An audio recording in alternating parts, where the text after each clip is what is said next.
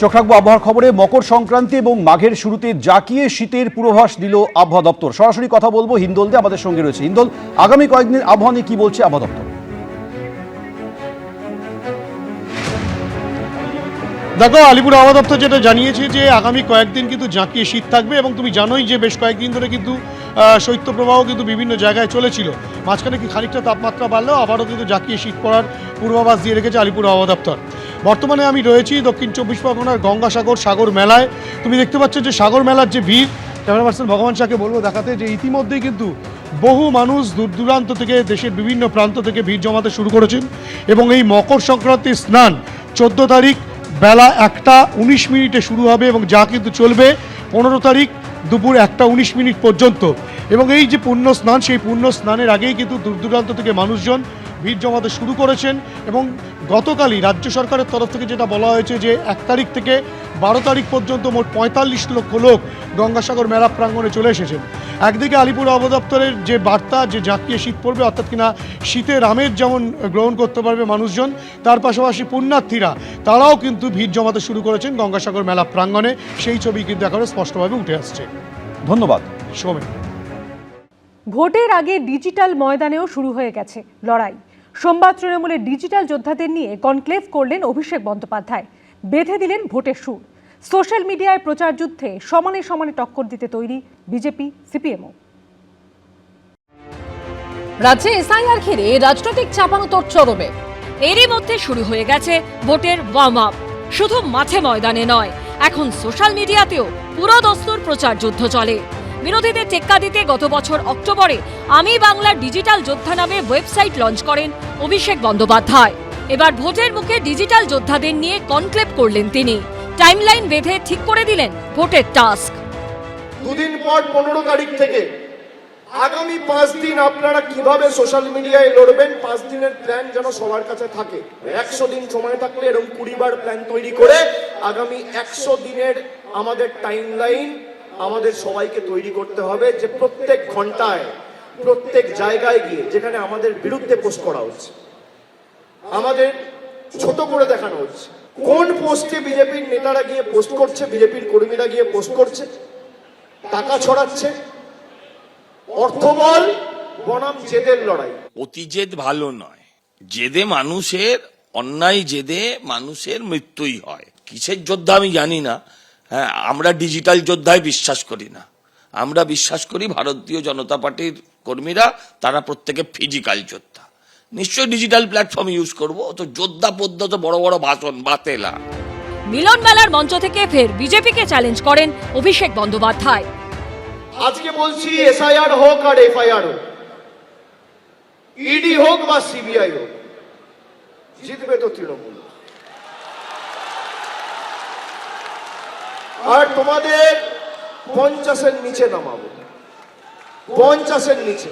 বিজেপির অনেক অর্থবল আছে, কিছু চাইলে বিজেপি, আর সেটা অমিত শাহ নিজে বলেছে যে हम लोग जो चाहे वो करेंगे, सच को झूठ, झूठ को सच, चाहे अच्छा हो बुरा हो, कुछ भी दिखाएंगे। উনি যে বলছেন যে ভারতীয় জনতা পার্টির সোশ্যাল মিডিয়া পেজগুলোতে যেগুলো পোস্ট হয়, যে ভিডিও হয়, সেটি মিথ্যে।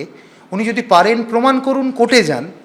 কারণ আমাদের তো আর ফটোশপে নাম বদলায় না বা হঠাৎ হঠাৎ আইটিতে নাম বদলায় না। ডিজিটাল যুদ্ধে পিছিয়ে নেই বিজেপিও। রাজ্যে একের পর এক দুর্নীতির অভিযোগ। তৃণমূলের বিরুদ্ধে মানুষের অসন্তোষকে হাতিয়ার করে সোশ্যাল মিডিয়ায় তারাও ব্যাপকভাবে প্রচার চালাচ্ছে। এই তৃণমূলের যে এই হোয়াটসঅ্যাপ ফ্যাক্টরি, এই যে ফেক ন্যারেটিভের ফ্যাক্টরি, কোটি কোটি কালো টাকা দিয়ে তারা চালাচ্ছে, সেই পন্থা ভারতীয় জনতা পার্টির প্রয়োজনীয়তাই হয় না।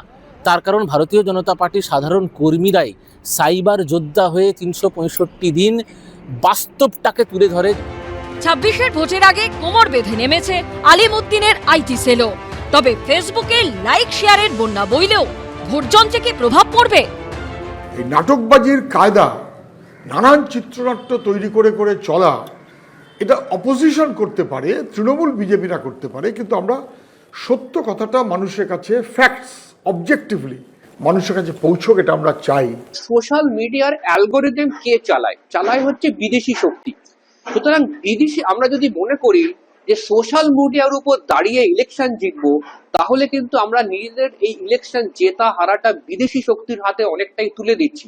অ্যালগরিদম যদি সামান্য চেঞ্জ করে দেয়, আমি হাজার চেষ্টা করেও পৌঁছতে পারবো না, আবার একজন খুব কম চেষ্টা করে অনেকের কাছে পৌঁছে যাবে। ভোটের মুখে যে যা পাচ্ছে অভিযোগ তুলছে, প্রতিশ্রুতি দিচ্ছে, প্রচার চালাচ্ছে, কিন্তু শেষ কথা বলবে মানুষই। কৃষ্ণেন্দু অধিকারী, দীপক ঘোষ ও ভাস্কর মুখোপাধ্যায়ের রিপোর্ট, এবিপি আনন্দ। 17 জানুয়ারি মুর্শিদাবাদে কর্মসূচি রয়েছে অভিষেক বন্দ্যোপাধ্যায়। তার পাল্টা রোড শো করে জবাব দেওয়ার ঘোষণা করলেন ভরতপুরের বিধায়ক হুমায়ুন কবির।